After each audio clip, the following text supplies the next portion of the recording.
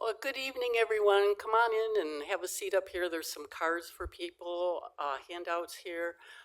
First of all, I want to thank a couple people here. First, I want to thank the library, Traverse City Library, for hosting this event tonight. And I also want to say thank you to Courtney Miller, Chimigwich, for suggesting this joint program tonight. It's on migraine, but it's where it intersects with biofields, as we'll explain. I'm going to go first and talk about migraine and kind of lay out some of the interesting things about migraine I think is interesting.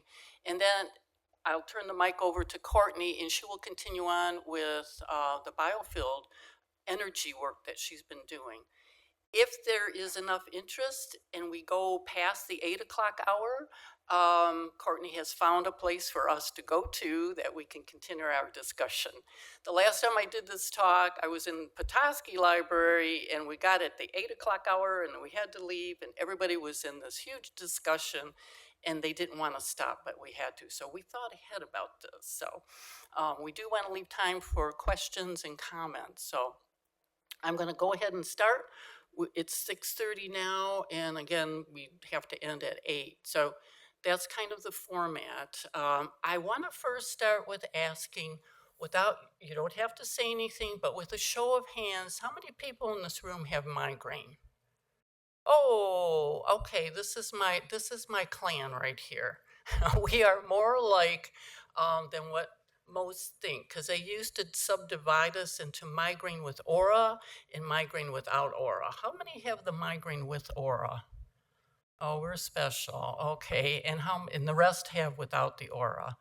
Migraine, okay, and migraine is, by the way, it is not a disease. It's considered a neurologic disorder. According to the World Health Organization, there is now estimated to be over 1 billion people in the world that have and struggle with migraine. It's still a great unsolved mystery. In our country here, we have about over 30 million people who have and are still struggling with migraine. Now, we've had all sorts of research into this. People can tell you all sorts of things about the pathophysiology once migraine starts. In other words, down the trigeminal nerve and some of the the neurochemical changes that go on, the inflammatory response, the meninges and the vessels, et cetera, et cetera, et cetera. But nobody yet can tell you how it starts. So I think this mystery might be resolved tonight for the first time, in my opinion, with the combination between me and Courtney. I think we're going to bridge that gap.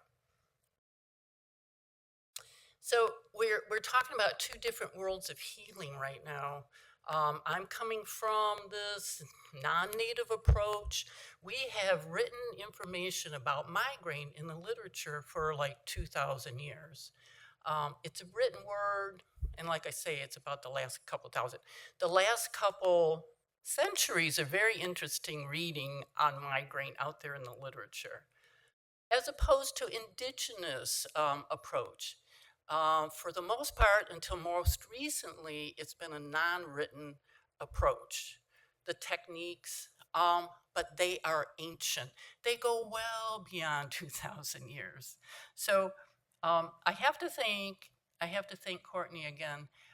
The way this came about was I was invited to a ceremony last November, and I came early because I didn't want to be disrespectful. And it was just me and Courtney sitting at the fire. I had never met her before, and we started to chit chat. And she was talking about things that she was involved with. And she said, well, what are you involved? What are you doing? And I said, I'm just about November 30th was when I published that book back there on migraine. I'm just about to publish it. And I was met with silence. Of course, I haven't met this woman before, and I thought, well, but she's not the first one that met me with silence when I said, I'm writing a book on headache, they're like, so anyway, so I thought, well, I'll just keep talking on. And I said, I'm trying to think of what things in the world could impact the brain as far as energy, because I believe there's an energetic field that is impacting the brain, causing migraine. In my mind, I could only come up with three things: pressure, like atmospheric barometric pressure. I could think of electrical things that actually do impact the brain, and magnetic. I couldn't think of anything else, you know? And so I'll show you where our paths lead out over here as we get farther into the talk here. And so who am I? A little bit of background about me. Who am I to write a book on migraine? Well, yes, I did have my first migraine at age 16, and had them all my life. The good news for everybody is you start to lose them as you age. So if there's any senior perk out there, this is the best one, okay? But you have to wait too long to get them. I used to do medical diagnostics. I saw thousands of patients with cardiovascular disease, doing ultrasound, and at one point I got depressed. I thought, I can't see any more of this. First stroke, first heart attack, amputations, we'd see in pre and post surgeries, and I thought, there's gotta be something in research to help people to keep them from these horrible outcomes. So I thought, in my altruistic way, back then I was younger then, and a lot of energy, I'm gonna go and do research. So I found San Diego State University at the graduate level. The Graduate School of Public Health had this master's in public health. The concentration is epidemiology. So for those who don't know this word, think of it as learning research tools to analyze human populations for disease. So it started off first with infectious disease, then the tools were moved to study chronic disease, that's what migraine is, and then they've even moved the tools onto social disease. So when I was in school, the very first class of epidemiology, chronic disease, our professor, they only took 15 of us in, and so he had us sit in a circle. Our first class, I thought, I liked that. And so we had a textbook, and there were 15 chapters in the book. And so he assigned each student a chapter. And the goal was, towards the end of the course, with other requirements as well, you're to get up and give a presentation to the class on that chronic disease and the epi methods that were used. Okay, so I'm looking down the index, and just about to come to me, the person before me got there's a chapter on migraine. Okay, I thought I had never heard of any research about migraine, so in my little timid first class graduate school, I raised my hand and I said, oh, would it be okay if I took that chapter on migraine? Because I get migraines. And without a beat, the professor said, yeah, no problem, and rearranged the assignments. Because I raised my hand and asked for that, it changed my life. It changed the whole course of my research and what happened to me. It ended up having me do research at the graduate level in medical research and published as first author. Because when I saw that chapter, I had no idea anything was available to help people with migraine. I, like my mother before me and her mother before her, all had migraine with aura, but grandma, born in 18-something, so her peak prevalence of migraine was the time around 1910, 1920. There was nothing out there as far as pharmaceuticals back in that day. So I was just amazed what was out there. So I was like a sponge, and I absorbed everything I could about migraine. I read most of it out there. So that's a little background on me. So that's what happened. Oops. And last year, I'm proud to say, I finally published my thesis. I have a new thesis now. Courtney's missing piece of that puzzle, but we'll talk about that in a minute. So the book was to highlight some things that most people might have ignored who have migraine that I think are gentle and might be helpful to them. And then I do map out a theory about what causes it. Just a little bit of the stuff is in the book, but lots of interesting things in the literature about migraine. But back in the day, Dr. Largus, this is a true thing, he was a Greek physician practicing in Rome about 2,000 years ago. And one of his colleagues, another physician back then, had a patient that had gout. Now, gout, if you don't know what that is, think of it as an inflammatory thing for joints. Usually the big toe is very painful. Well, this particular patient was wading barefoot along the ocean in the beach, and one of these, this is an electric torpedo fish, stung him. So he got stung and his foot went numb. Well, that was a cure, right? So back then, Dr. Largus wrote in his medical encyclopedia back there, oh yes, the treatment for not just gout, but the treatment should be anywhere there's pain on the body, you should put the electric torpedo fish. Oh yes, if you were a patient with migraine right now, back then, and you went to Dr. Largus, oh yes, they would put the torpedo fish on your head and let it sting you until you're numb. And that's a cure. Okay, well that's back then, but it's interesting that electricity keeps coming up. Here the electricity didn't permeate into the brain so much. So the last part of the book, I talk about the most recent advances in migraine treatment is they're leaving pharmaceuticals, which there are a lot of classes of drugs that people are using for migraine.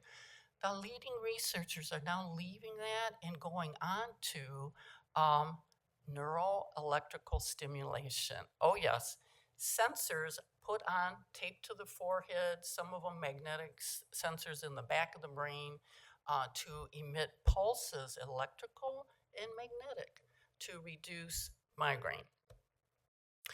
One of the things I include in the book, he's an MD, PhD, Dr. Sergei Zugin.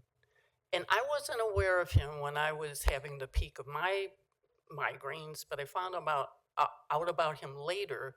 And he claims 100% cure of all migraines. Well, I think this is interesting, and I need to talk to Courtney about this later, is about he would take biomarkers of neurohormonal levels in the body.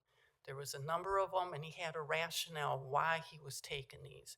He would take these levels like blood draws and urine samples, and if you found any of them to be out of balance, he would treat, not with pharmaceuticals, but other type drug-free treatments to get those levels back in balance. Once they were back in balance, the migraines went away. Now that kind of makes sense to me. Had I known about him before, I would have made a beeline to him. There's some other little highlights here. Dehydration. Anybody who has migraine realize that dehydration's a trigger for them? Yes. We had, while I was at the graduate school, we had one of our guest speakers who was also an MD, PhD person.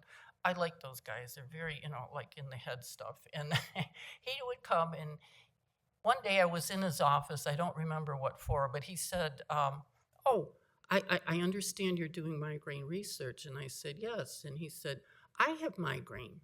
And I go, you do? And he goes, yes. And I know how to cure my migraine. And I went, well, we got to hear this, right? What was it? Hydration. And he used to walk around with a big, thermos bottle, still Stanley bottle. Oh, there you go. Look at Courtney back there. Hydration is very important for the body. That's right. And he brought it to the podium and he had it in his office. We all thought, well, it's coffee, right? No. Pure filtered water. He said, I must drink all of this each day. If I don't, I'll get a headache. I don't think people realize how dehydrated we are. This may be a simple fix. A lot of things people could help themselves with are finding out your risk factors. In the old days, before cell phones, if you went to a headache clinic, they would have you fill out a headache diary. So, a headache diary, you would record everything that happens to you over time. So, you wanted to put down as much information as you can. What kind of stressors, what you ate, what types of food you ate, when you slept, that sort of thing. And then, of course, when a headache would come about. Well, um, today, researchers, we have cell phones and we have apps on our cell phones. And guess what? There's a headache diary app. And they have done research on over 500,000 migraines. Somebody who used to do research in epidemiology, I drool at this, looking at this kind of information. Some risk factors you can't avoid, like the weather, right? How many people have migraines know weather has an effect? Oh, yes, see the hands go up. Yes. And people who have migraine, it's about a day or two before the storm hits, like a big rainstorm. And they think it's because the positive ions move in first, which are not as healthy as being surrounded by negative ions. So when it rains, you're surrounded by lots of negative ions. People feel better. You could even take a shower, you feel better, or things like being by a waterfall. But our barometric pressure, I have here our range. It's a very short range, and it's not so much that it's high or low, which is a short little range. It's when it's fluctuating that seems to affect people with migraine.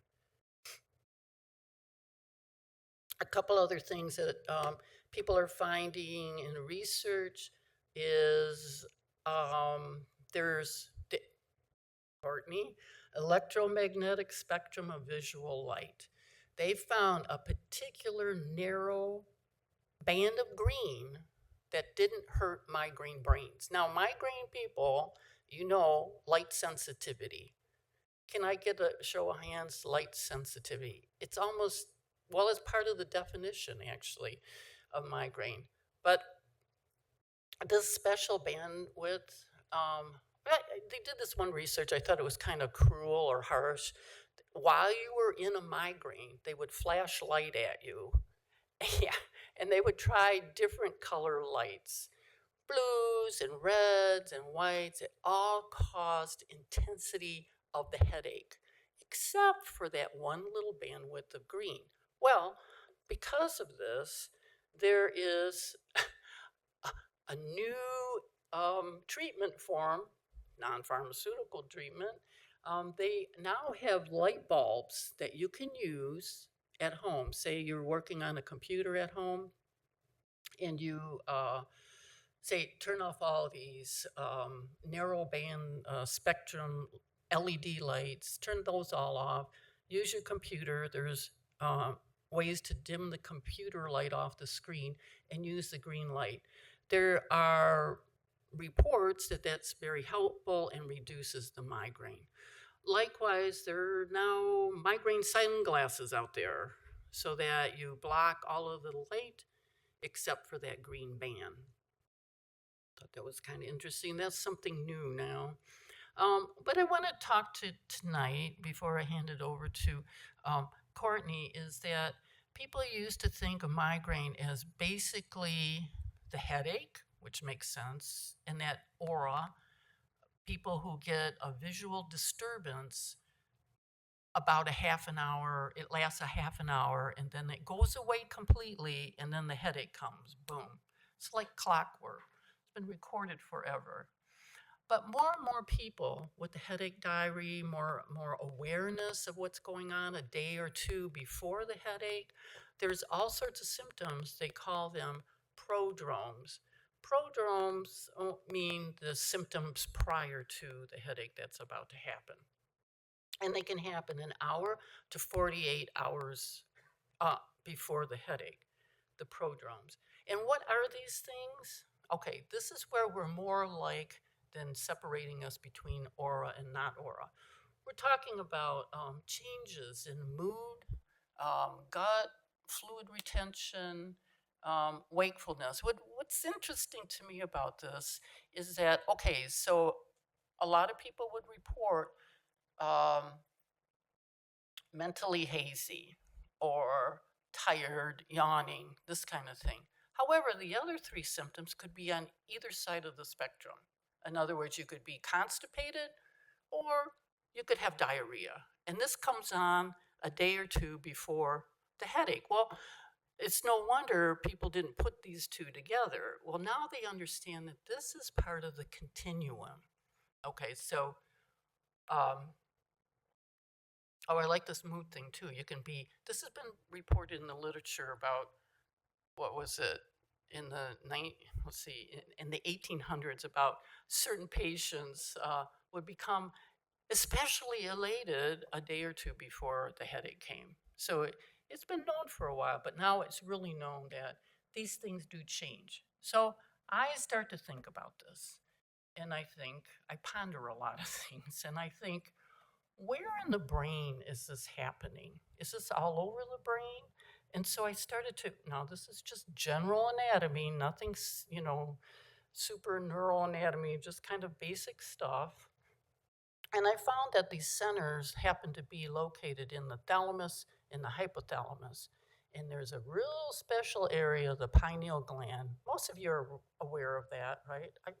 I call it the pineal body instead of a gland. But anyway, I decided, based on those symptoms, that's like a target zone. That's a tight little area in the brain. I call it the prodrome zone.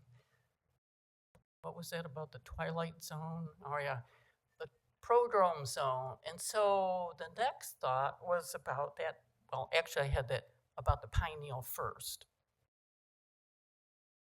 Who has auras here? Does this look familiar? This was also written and described in 1940s. It's something that is so constant. Now, obviously, there's a lot of variation in visual disturbances with migraine, but this one is very much all the classic, I guess you would say. This area here inside is a blind spot, but the border of it is flickering, very flickering, very disturbing. Anyway, we don't, us who have sight, we don't think about vision too much until you lose it. Well, when I was 16, that was my first experience. I was starting to lose it with that visual aura. I have a friend where I live nearby. He's a doctor. He only gets the visual aura with no headache. That's about 4% of the population who have migraine. But he referred to it as shimmering fractals. And I thought, isn't that a good way to describe that? People, yes, that's it. So that border has also, okay, people who have aura don't look at that. They describe it as herringbone pattern. Yeah. Now, what's interesting to me, I read a lot of things, even though I've left the field, but I still read things. This publication came out in 2002 by Baconier and team, and it's in a journal called Bioelectromagnetics. Sounds very, very up there, right? So anyway, what they discovered was, where's Courtney? She left. All right, microcrystals in the pineal. Has anybody ever heard of this? I had never heard of this. And there are different forms. They have a cube, a hexagon, and a cylinder inside the pineal gland. And what they said about this was the edges were sharp, but the surfaces were dull. And I had an aha moment. Oh, there she is. Okay, Courtney, this discovery of microcrystals inside the pineal gland. Okay, so my thought was, when I went to a ceremony and my drum was birthed in First Nations in Ontario, they had me hold the drum, they put tobacco over the skin, and other people around it drum. And guess what? The tobacco made images, right, from the vibration. There's a whole science of cymatics that use this and get geometric patterns out of different frequencies that you use. So I look at that and that herringbone pattern and that aura, and I said, that is what's causing the visual aura of migraine. Okay, there's another piece here, and that is it's got to vibrate in order to make that, right? There's some energy that has to vibrate. So again, going back to my global energies, what could impact people? Atmospheric pressure, electrical, magnetic. It's got to be something global because everybody around the world gets migraine. Okay, so I said, well, and I map it out in the book, like perhaps we should reverse engineer this. Energy at a certain angle into the prodrome zone could predict exactly who gets these symptoms versus other symptoms. And if you angle it just so, those only in that region through the pineal get the visual aura and others don't get the aura, but they have migraine and the other prodrome symptoms. Yeah. So I think that when I talked to Courtney at that ceremony around the fire, I said to her, I'm thinking there's some kind of impact to the brain.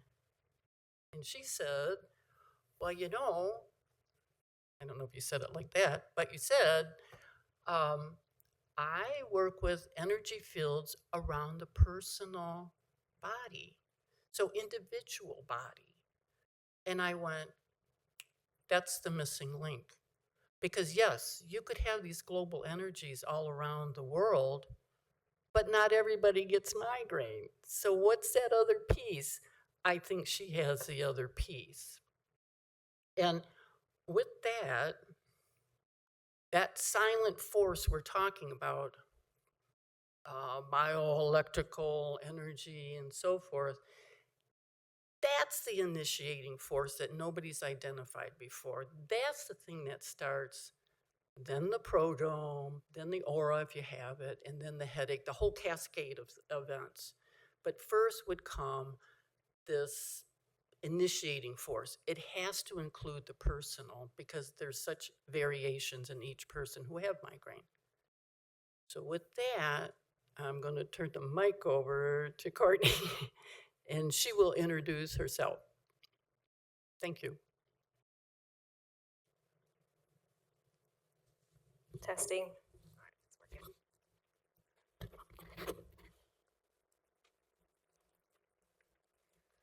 All right. Ani buju kinagweya. Nimiya miguan kwe indishnakas. Mishike and dodum. Kitchewiwadong and donjaba. My name is Dancing Feather Woman. My colonized name is Courtney Miller.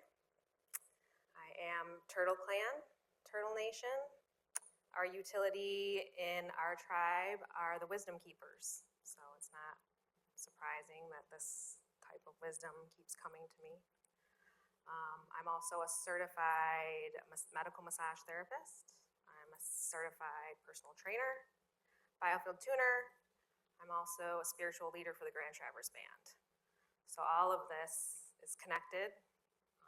Everything from what she's talking about, the collective, that we all, have this same thing that's happening. Well, the thing that connects us is thoughts. We all have thought forms. We're all one big collection of people. So Biofield, how this works, why I think this is. Yeah, can you hear me? Is that loud enough? Okay, pull it up. So the maps that are on your chairs there, those are body maps of where our thought forms are pooling around our body. So every time I have a thought form, a thought, it's electrical. Comes out of my head or around my body, and it needs to pool somewhere. In Biofield Tuning School, initially I thought we would work toward the head for migraines. And then the deeper that I researched, I realized that our gut is our first brain. So what happens is every time I have a thought, I'm causing electricity to build somewhere around my body. So my first brain would be my solar plexus. This is our solar sun. The left side of our body collects all the electricity that revolves around powerlessness. So every time I have a thought about where I'm stuck or how I can't get out of something, this is causing electricity to build on this side of your body. This is also my mom. We're half our parents' DNA. I'm half my mom, I'm half my dad. So that also means that we're carrying some of the electricity from their bodies and our bodies, because we can feel when our parents are upset. We can feel when they're sad or when there's tension in the room. The right side of our body is anger, especially anger that my dad might be holding in his body. So what happens when I don't process this anger, it becomes a cloud of electricity that pools off the body. As a biofield tuner, our biofield is 6 to 8 feet around our body. This 6 to 8 feet around your body contains all the memories from this lifetime. Our energy is moving around us all the time, continuously. The only time it's not moving is when there's an emotional trauma. This bubble is just like the rings of a tree.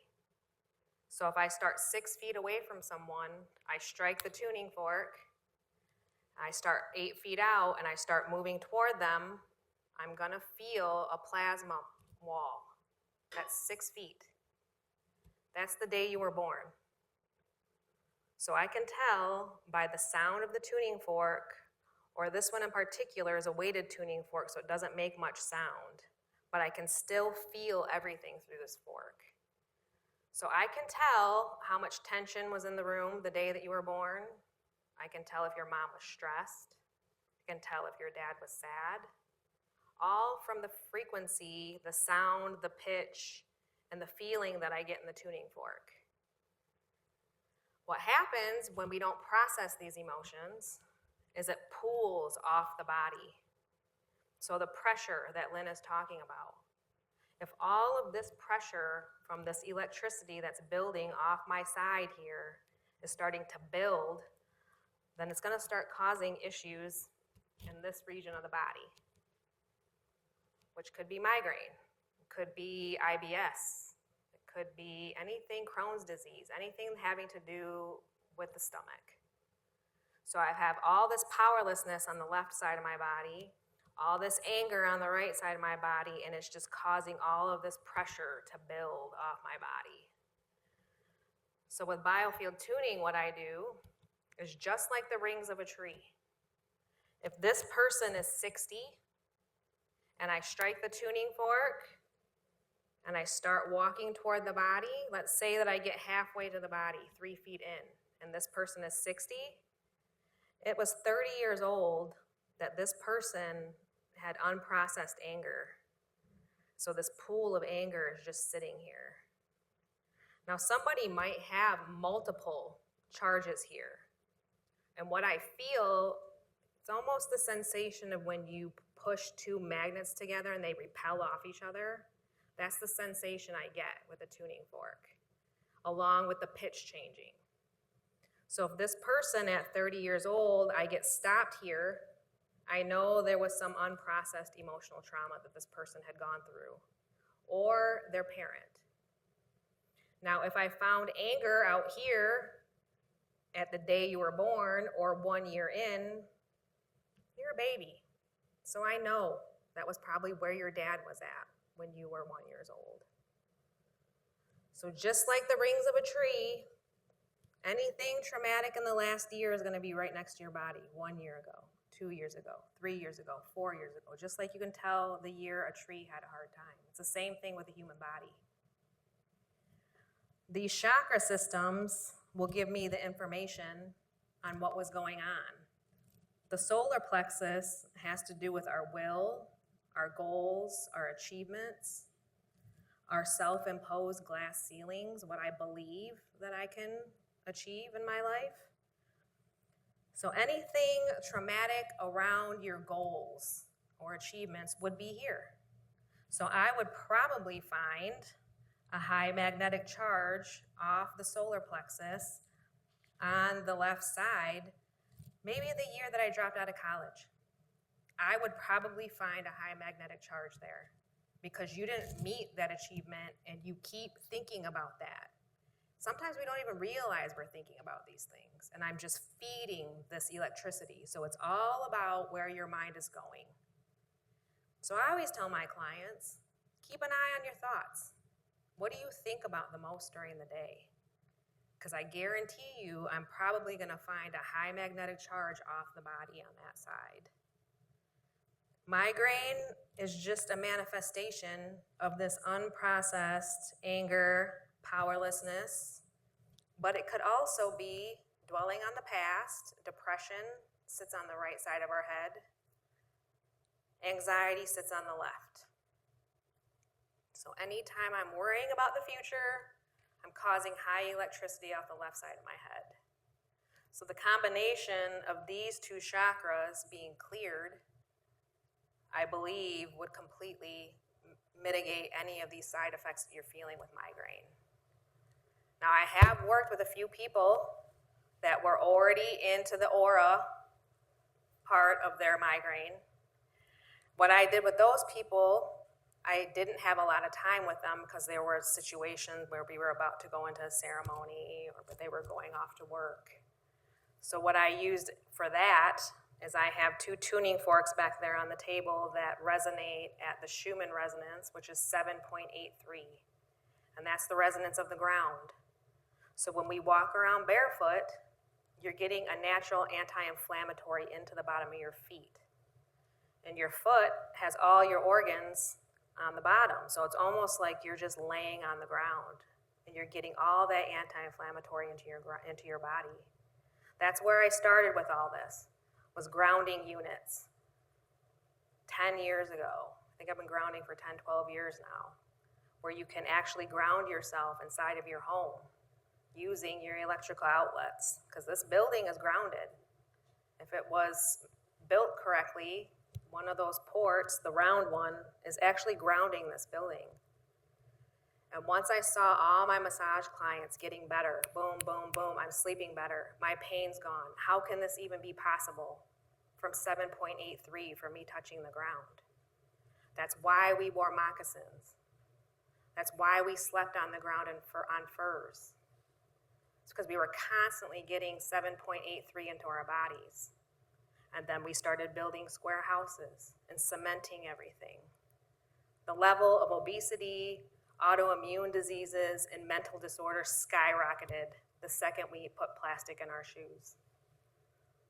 Now we're not getting it. We were getting it all the time before, just naturally getting that vibration in through the bottom of our feet. It's called the bubbling spring. That's the name of that acupuncture point. A lot of my clients would use those grounding units if they had, maybe they had elbow pain. But they said for some reason they would use the mat that was grounded. They said it always worked better through the feet, but that makes perfect sense because all your organs aren't getting affected if you're walking around barefoot. But it takes 55 minutes for the human body physiologically to change. They were looking at blood cells under a microscope, and they noticed at 55 minutes was the cusp when the body started to release inflammatories into the ground through your feet.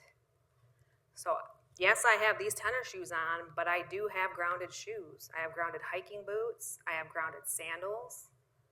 My bed is grounded.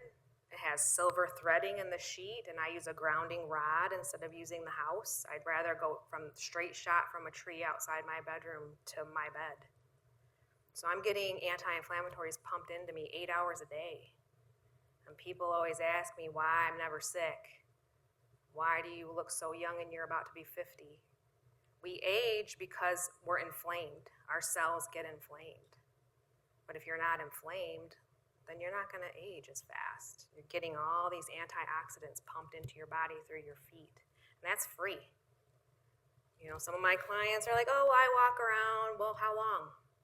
20 minutes, half hour? It's good, but it's not enough. You need to be doing it for at least an hour a day if you want to see some inflammatory issues going down. So for Biofield, like you said with the angles, so what I do as a Biofield tuner, I'm going to move toward the body. I'm going to locate where these areas of high magnetic charge are, depending on the age. The age is good for validation, just so people know that I'm legitimately finding emotional trauma. But it's not so much about the age, is getting this electricity and this pressure away from your body. So our chakra system is spinning away. It's a tornado moving away from our bodies. The only reason why these chakras are here is because there's glands here. Your pineal gland, your thyroid, your heart. These are all high areas of electricity. These glands are spinning this vortex here, and then it's shooting away from your body. So I'm using the body's natural momentum. So I'm using the pressure wave from a tuning fork. This pressure wave, I'm moving all of this undigested emotion and trauma back into this chakra itself. That way, all of this electricity can be processed in the chakra and then pushed out into your bubble again. That way you can use all that energy as good healing energy, restorative energy to do all the things that you want to do. A lot of people say, well, why am I still tired? I eat well, I sleep well, and I'm still tired all the time. Well, a lot of that is your adrenal glands. All of that's in line with your solar plexus also. All of this here, I can also tune an adrenal gland. I can tune individual organs. I could tune a pineal gland if I wanted to. So all of this is about locating this high area of electricity, dispelling it using certain frequency forks. I also use stones. I use crystal. So if I strike a tuning fork and I touch a quartz crystal, why the tuning fork is vibrating, and it creates a piezoelectric effect. And it will blow out that cloud of electricity that's pooling near the body. So I use a few forks, and I'll try and break it up with one fork. Sometimes it'll release with just using one fork. Other times I'll have to move up an octave.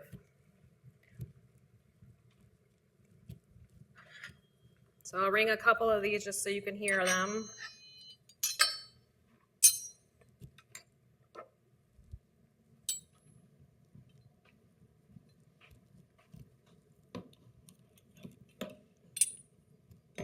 Some of you may feel this. Some people are so sensitive they can feel this right away. Other people, it might take a couple sessions. It's almost like making ghee, clarifying butter. Sometimes people can't feel these waves right away, and it's because you're so electrically congested around your body. And then once I clear the path, then your biofield is clear, and then I can ring a tuning fork, and then all of a sudden you're like, oh my gosh, was I supposed to be feeling that the whole time? Well, it's because there was too much congestion around your body that you couldn't feel it. So after we clarify it, then it's a lot easier to feel. So this is a 174. This is one of the main tuning forks I use when I'm clearing the field. Take a nice deep breath.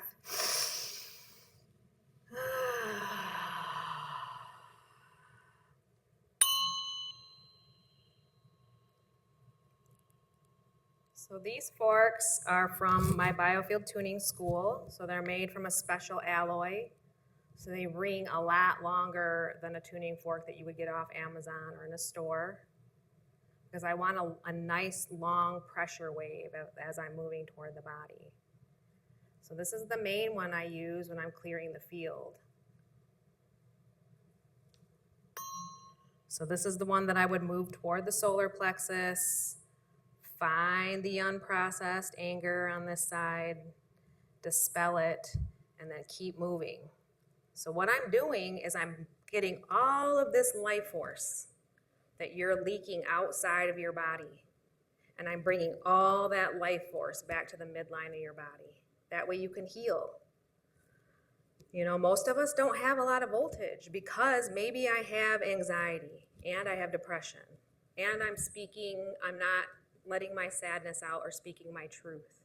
And I have anger and I have attachments off my knee and I have apprehension off my foot. And so I'm just leaking all of my energy out of my body because of my thought forms, because where my head's at during the day. And then I wonder why I'm doing all the right things, but I'm still tired. It's because your life force is outside of your body now. It's not even inside the center line of your body. And yeah, it used to be that we would have to shock older people back to life because there's not even enough voltage in their body to keep them alive anymore. That's why they shock their heart back, because there's no voltage. This is Anamiki medicine, Thunderbird medicine, lightning.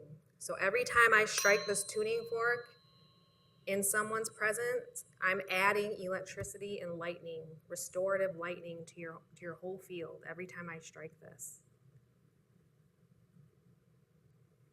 Like I said, most people are leaking everywhere. So this is about shutting all those old doors and bringing all of that back to your midline.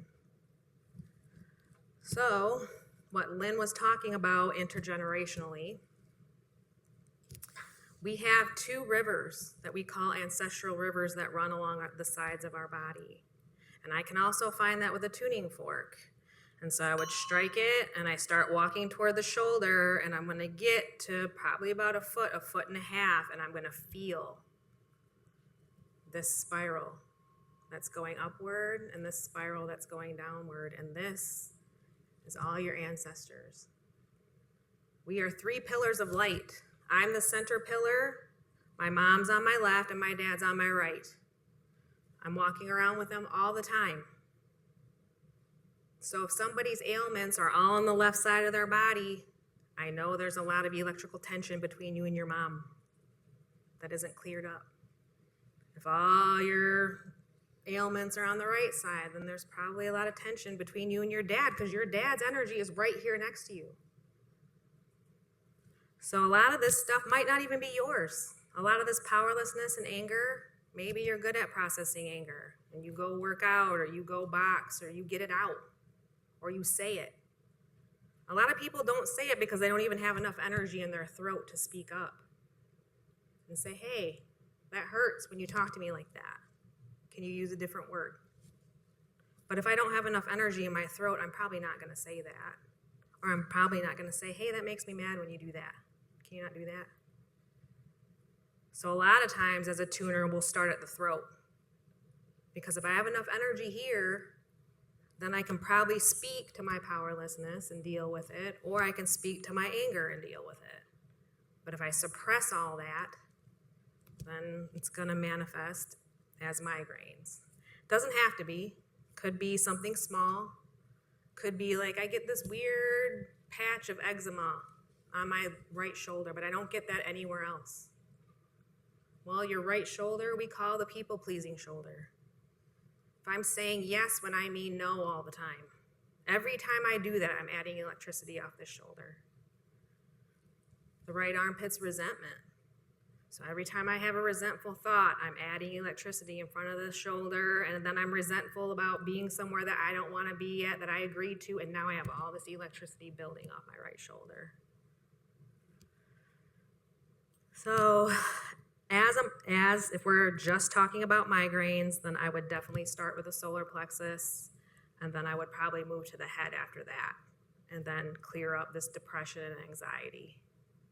So what I do for the ancestral river is there's a way to relax this ancestral river. It's a spiral.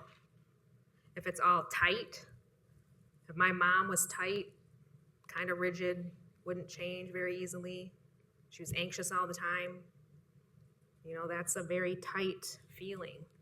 So that means that this ancestral river is probably, you know, it's probably pretty high pitched. If I stand there with a tuning fork, it's probably going to ring really super high, like anxiety. So what I do for that is I use the Schumann resonance, which is the resonance of the earth again, a balanced sound that is an anti-inflammatory. And I would use the Schumann resonance up and down this ancestral river. This is going to affect people that have already gone and passed on, but it's also going to affect everybody below, children that aren't even born yet. So we can loosen this DNA line. This 528 is also something that I use in the ancestral river. This one actually helps with DNA healing. So what I would do with this, since there's a spiral coming right off the top of this, is I go to the ancestral river and I'm gonna bring that spiral up and down this ancestral river.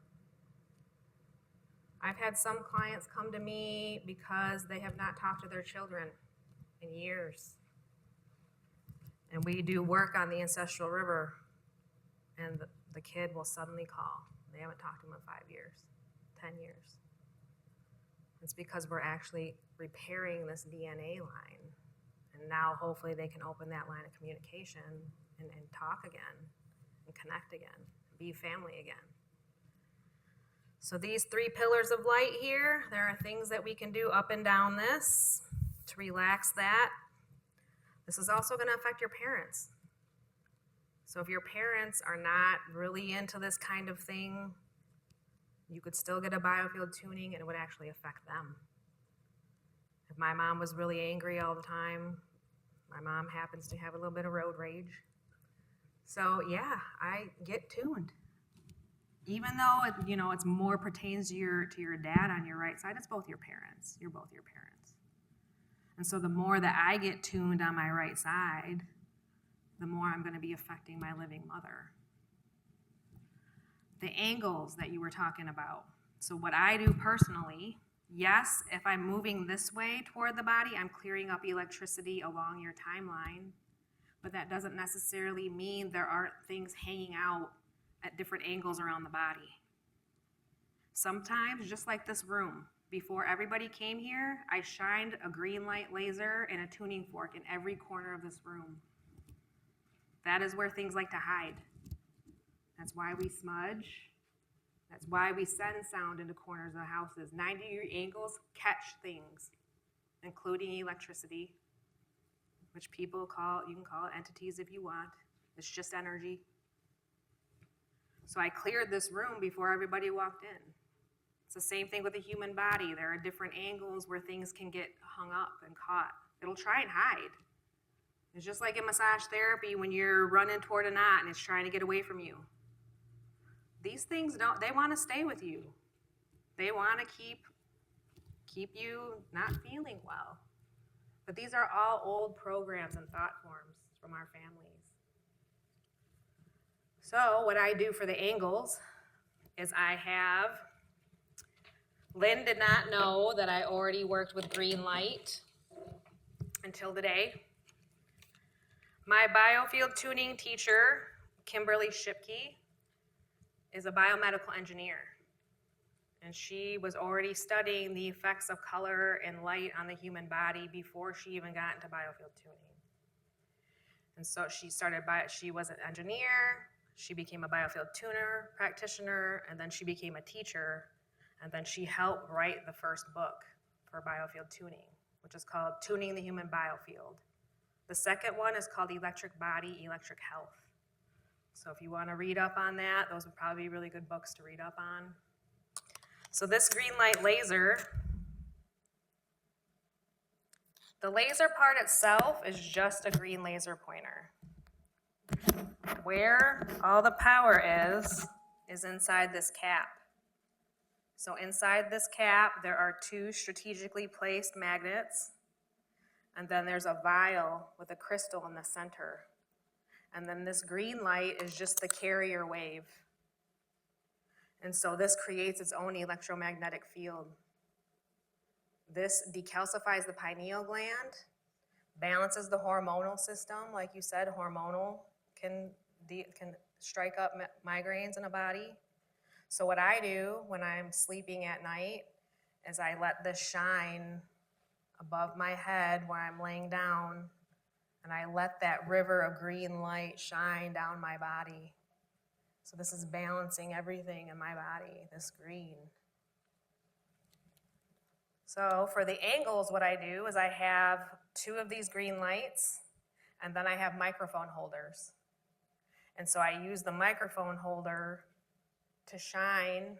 So if you wanted to use that map of the angles, you'd use 2 different lasers, and then you're gonna wanna line that up, which you can do with microphone holders, because microphone holders are pretty cool. They can move around in all different angles.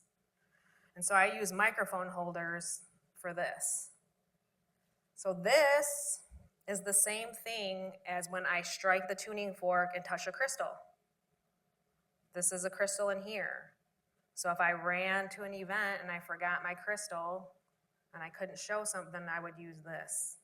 So if I strike a tuning fork, I start walking towards someone, I find a magnetic charge, I'm adding crystal and sound there.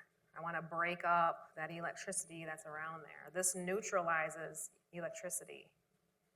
I can also tune a biofield with this. This is causing a pressure wave also, just with color.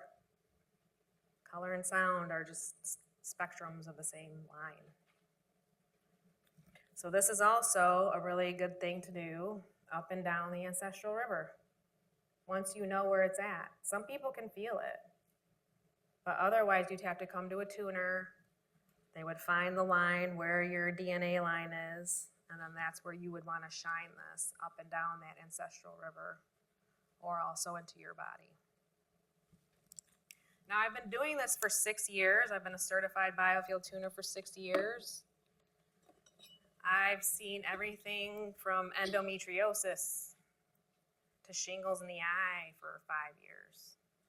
Cleared up in a couple sessions. The woman with shingles in her eye, it took 2 sessions. She had it for 5 years.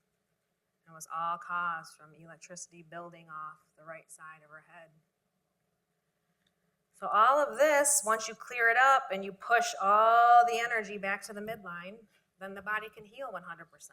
So some of my clients have called me back a year, year and a half later and say, my back pain's still gone.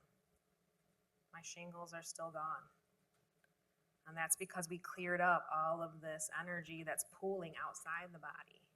Everybody focuses so much on the physical body. We're dealing with pre-physical. I'm dealing with what is here that is causing eczema, eye twitches, pain, migraine. All of this is just the way your body is choosing to manifest its powerlessness and anger, or its anxiety and depression.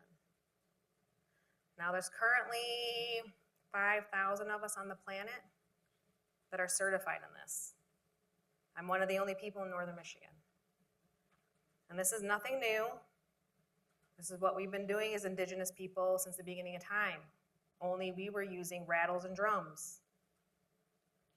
We were also initiating people into this. We were not just, you had to learn about the spiritual world in order to use those tools.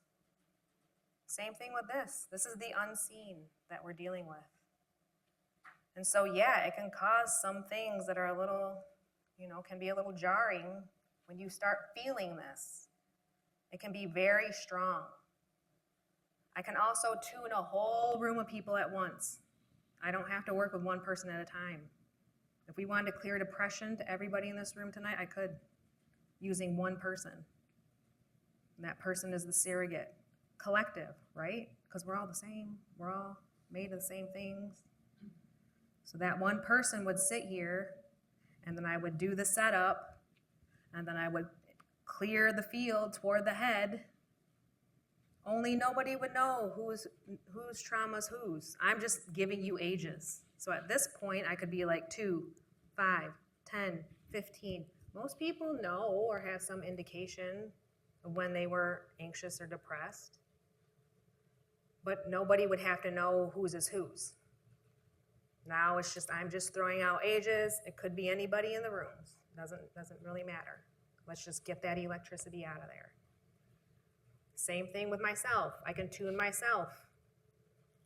One cell contains all the information in your body, and that's all I need to tune myself. I don't even need that. I could do a hologram. This is where we're moving as a collective. Hologram work. It's real. I can project my hologram onto my massage bed, and I can tune myself. I'm going to find magnetic charges. It's clear. I could take my t-shirt off since it has cells from my skin on it, and I can tune myself that way. So this is where we're headed as far as healing, wellness. And anybody can do this. Anybody that can feel or sense, you can be a biofield tuner. What can really help, though, is clearing the third eye. If I clear somebody's anxiety and depression off the sides of their body, and I bring all your energy back to your third eye, now I can see 10 miles ahead and I can see everything behind me. I can feel it.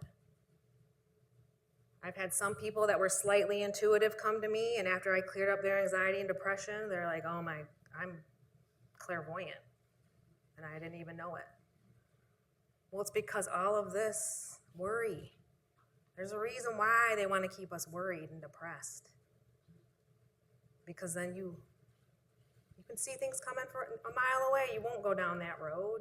You won't take that medicine because you already know. You'll intuit what's going on with your own body when you're clear like that. So that's what I do. I use lasers. I use stones. I use tuning forks. I technically don't need those things anymore. I've been holding a tuning fork for 6 years, so now I can just move towards someone. And I'm like, 5 years ago? They're like, yeah. I'm like, 10 years ago? Yeah. You know, once you get real clear, you can just start using your hands, pretty much like Reiki. But it's more about breaking it up. It's one thing to apply electrode patches to the physical body. Yeah, that might temporarily help, but that's not doing anything for around the body. It's almost like a bullet, a metal shard.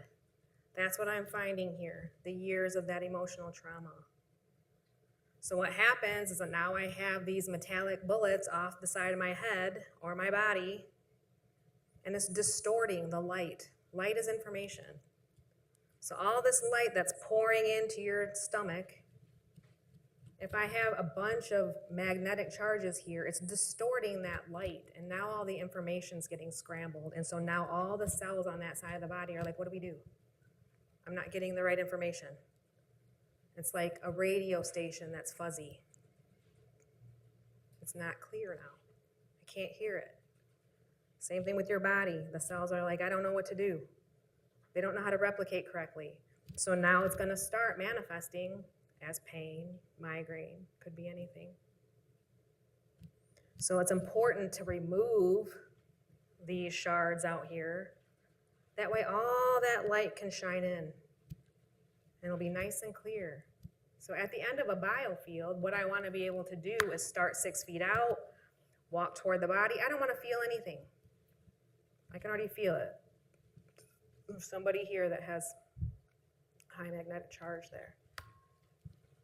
So ideally, I want to be able to go all the way to the body. I don't want to feel any magnetism. If I was using an unweighted tuning fork, I want it to sound nice and clear. I don't want to feel any pressure changes. I also don't want to hear any inflections in the tuning fork. I want to be able to get all the way to the body and bring all of that life force energy back to you instead of it pooling everywhere. Let's see. Forks, I think I got everything in there. Yeah, so as far as the solar plexus, that's where I would start. And I would also do the ancestral river, especially if somebody knew that their mom had this particular ailment or if their grandma had it also. I would start with the solar plexus and the ancestral river, clear that up, and then also use the tactics that Lynn's talking about. So I'm one of the only people in town that do this. There's another woman in Petoskey. I think there's another woman up in Sault Ste. Marie. Another woman in Kingsley that doesn't practice out in the open. It took a lot that first year. A lot of people had no idea what I was talking about. They were like, what? This can't be real, you know? But it's all there. All the information's there. And yes, I can feel it. I'm more of a feeler. So I can feel the magnetism really strong. Where my teacher, Kim, one little inflection in this tuning fork, she knows exactly what it is. That sounds like frustration. That's resentment. That's this. I'm like, how can you hear that from one little pitch change?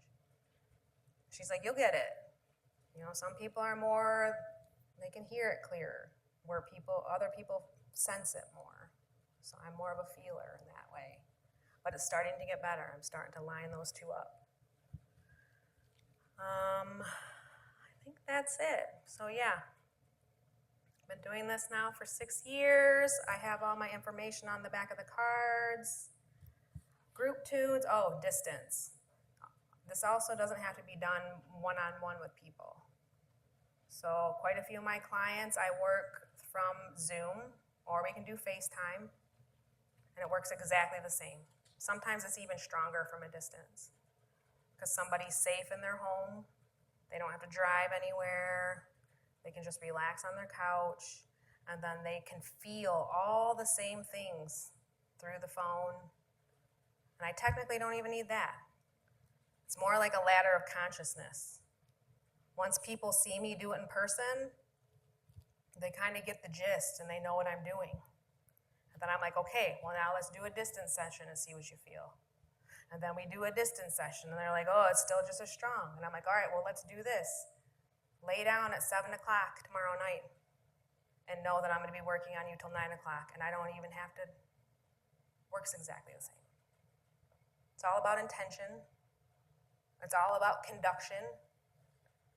The more watery a person is, the deeper they breathe, the more electrically conductive your body is. So that person would probably only need 1 or 2 biofields because they get a lot of movement, maybe they dance, and they go to yoga, and they eat well. That person might not take a lot because the sound waves can move all the way across their body. If someone doesn't have a lot of movement in their life, if they eat a lot of heavy food, and they don't breathe well, it might take 5 or 6 sessions because their body is so dense that the sound wave cannot move across their body as quick as it would for another person that was a little more apt to be moving around and breathing well. So breath work, somatic breath work is a really good thing for people that, those people, 1 or 2 sessions and they get cleared up pretty quick. So for now, we're just talking about the solar plexus. So that's what pertains to that. So every chakra contains different information, different traumas. So for the root chakra, those are going to be things that are in the house. That's our overall sense of energy, our financial stability, our emotional stability, spiritual stability. All that comes from the root. So every chakra holds information. So I can almost guarantee I'm going to find magnetic charges in the root chakra. Maybe the year your older brother went off to college. I found that in people's root chakras. It caused this person to feel abandoned. They didn't know it was a natural part of life that we all go off to college. They just thought their brother left them. And that can lead to financial issues. Those types of thought forms can lead to me just not making the money that I would because I don't feel safe. So all these things all these emotions lead back to how it's physically manifesting. So all my information is on the back of that card. What I gave you on that card is the front side of the body. That's where all those thought forms are pooling, on the front side. The back side is a little different.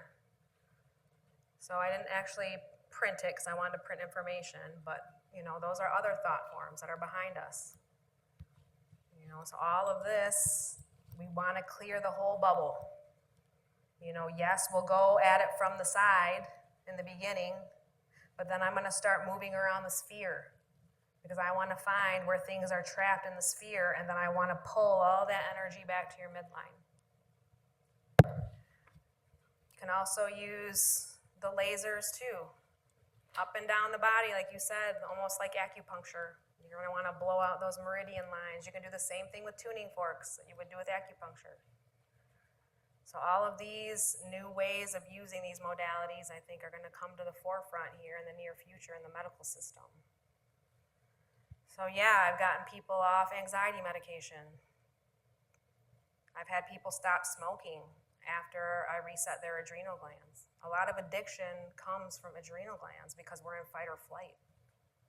Because that thing happened and now I'm like, oh, all the time, and I don't even realize it. It's almost like having a toilet that's running all the time. That's why people with adrenal fatigue, it's good to reset those adrenal glands. So that's a good place to start for addiction treatment. Reset that. And you can do that with any organ. So just like the pineal gland, you can tune that. All of these cymatics, that's what I'm sending toward you, sacred geometry.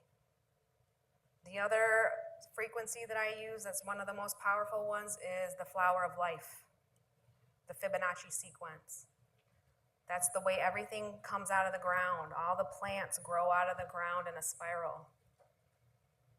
Our body is mathematically the Fibonacci sequence. The length of everything in our body is the same frequency, which is the Fibonacci sequence. It's also called the flower of life, or the 11th harmonic. That frequency is anti-cancer, anti-tumor, anti-parasite. It's very uplifting to the body. So if somebody was feeling a little down, then I would want to send that frequency into the bottom of their feet, and they're going to flow out of my office. A lot of people are like, man, I feel like you cut 30 pounds off my body. I did. We cut away all of this weight that's been adding to your body. But it's off the side or off the back. It's all these, I'm finding an actual mass. So there's weight to it. That's why I can locate it with the tuning fork. So that's why we call it heavy things.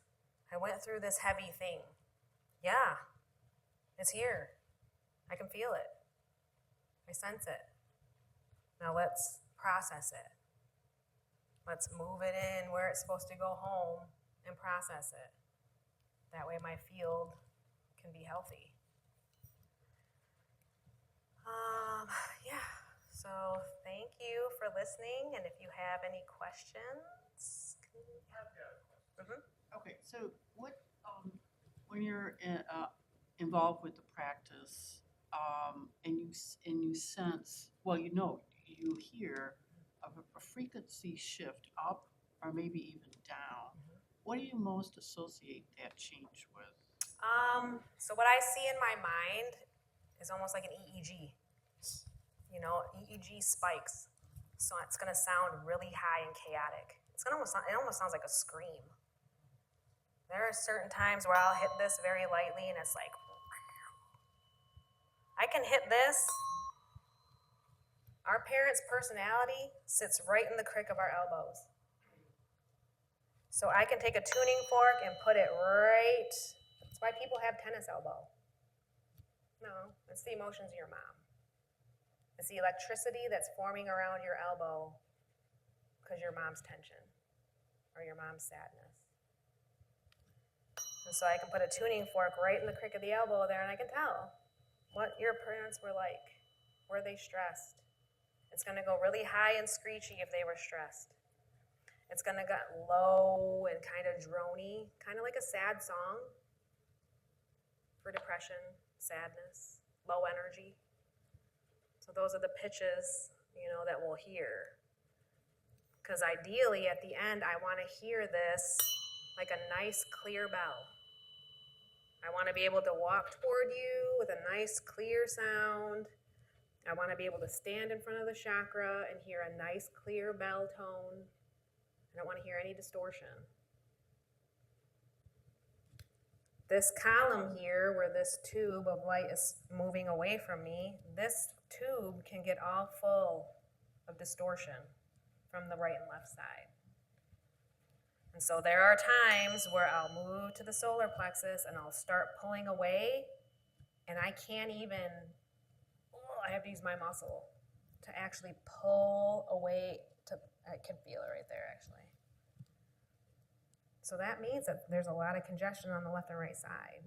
That's how I can test if I didn't have a pendulum or I didn't intuitively know where.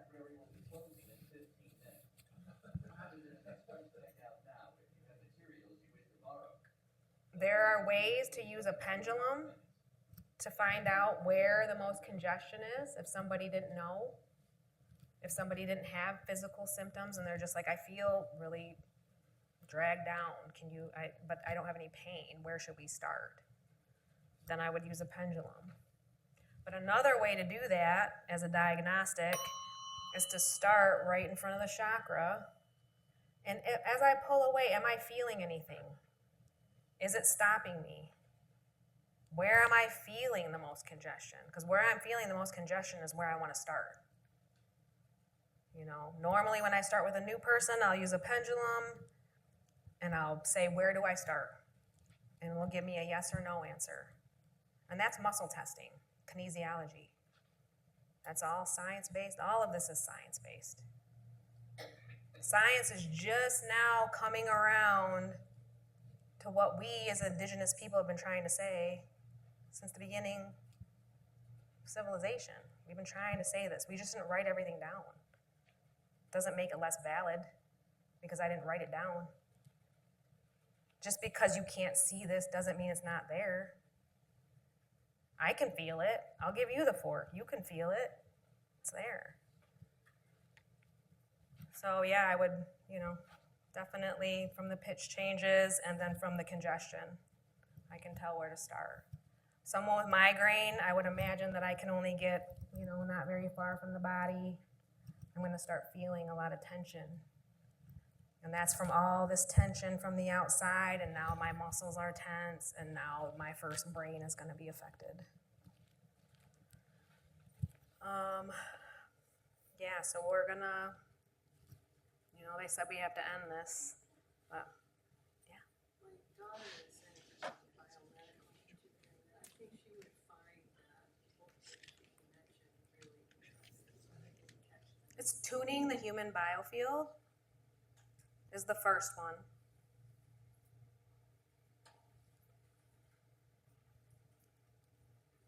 The second one is electric body, electric health.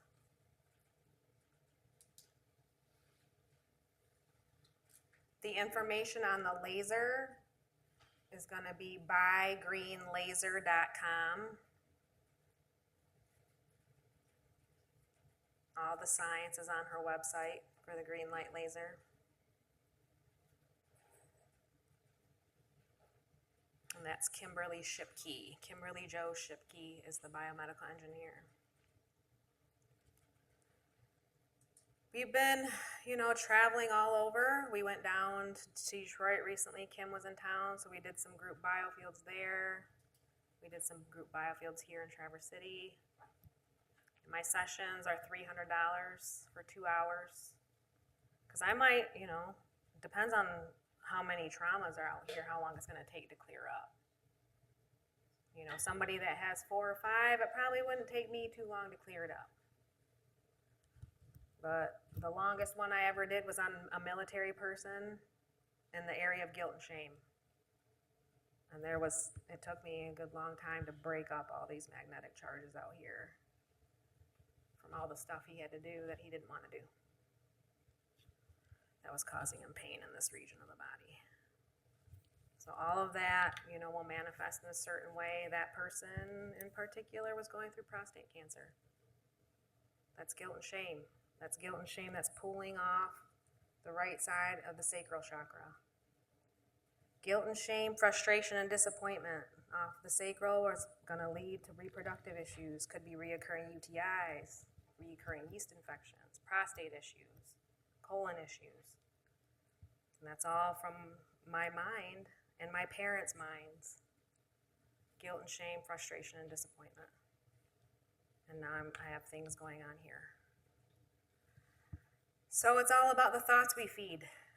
What am I thinking about? You know, in particular, for this, it would be powerlessness and anger. You know, and like I said, maybe it's not even yours. It could be your parents. But let's move it. Let's get it out of there. Let's move it to the midline so we can restore your body. Good evening. The library will be closing in 10 minutes. Please visit an express checkout station now if you have materials you wish to borrow.